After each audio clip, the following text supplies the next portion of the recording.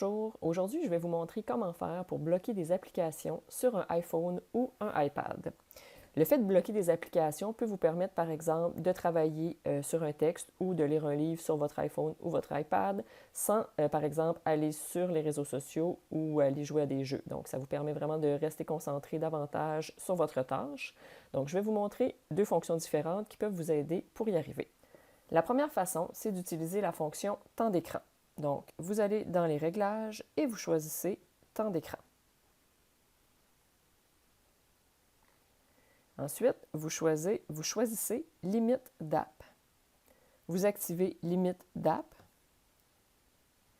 et vous faites ajouter une limite.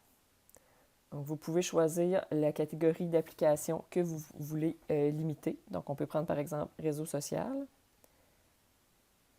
Vous pouvez en désélectionner certains si vous ne voulez pas qu'ils soient tous désactivés. Puis on peut mettre également jeu. Donc on fait suivant. Ensuite, vous mettez une limite de temps.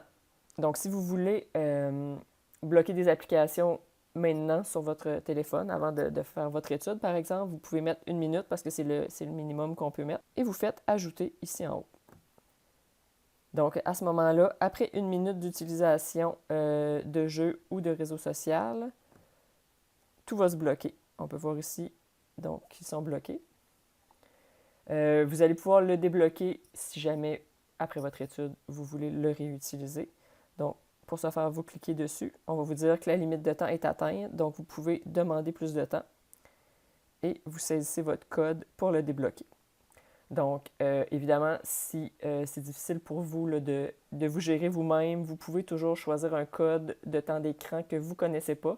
Si vous avez un colocataire ou quelqu'un qui peut le débloquer pour vous, ça peut être une solution. Mais sinon, juste le fait de vouloir y aller puis d'avoir le petit icône de limite de temps, parfois, ça suffit là, à nous dire « Ouais, non, finalement, je ne dois pas y aller maintenant. » Donc ça, c'était pour la première façon. Une deuxième façon de bloquer des applications sur un iPhone ou un iPad est d'utiliser la fonction Accès guidé. Pour ce faire, toujours dans les réglages, vous allez dans les options d'accessibilité et tout en bas, vous allez dans Accès guidé. Donc, vous activez l'accès guidé et vous mettez un code.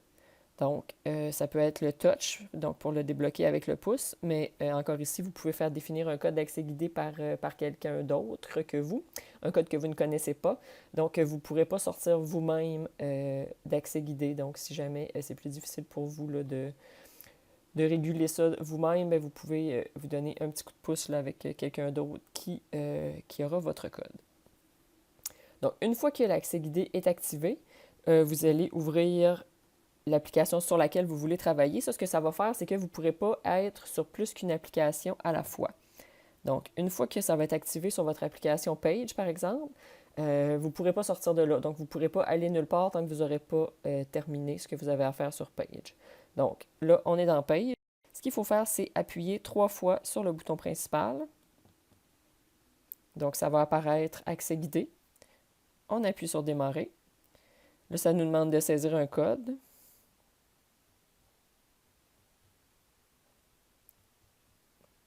Donc, j'ai mis moi-même le code.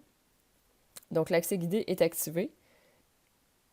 Donc, si j'essaie de quitter, ça ne fonctionnera pas. Ça écrit « Accès guidé est activé ». Donc, à ce moment-là, je peux seulement être sur mon Pages pour écrire mon texte. Donc, ça peut être une autre façon là, de bloquer des applications qui pourraient vous déconcentrer lorsque vous écrivez un texte ou lorsque vous voulez travailler. Quand vous allez avoir terminé votre travail et que vous allez vouloir ressortir d'accès guidé, vous repèsez 3 fois encore sur le bouton. Puis, on va vous demander de saisir le code que vous avez indiqué. Et vous allez pouvoir, en cliquant sur « Fin », sortir de l'accès guidé. Je vous recommande très fortement de noter le code pour être bien certain que vous n'allez pas le perdre et que vous ne resterez pas bloqué dans votre application pour toujours. Voilà, j'espère que ce petit tutoriel vous sera utile.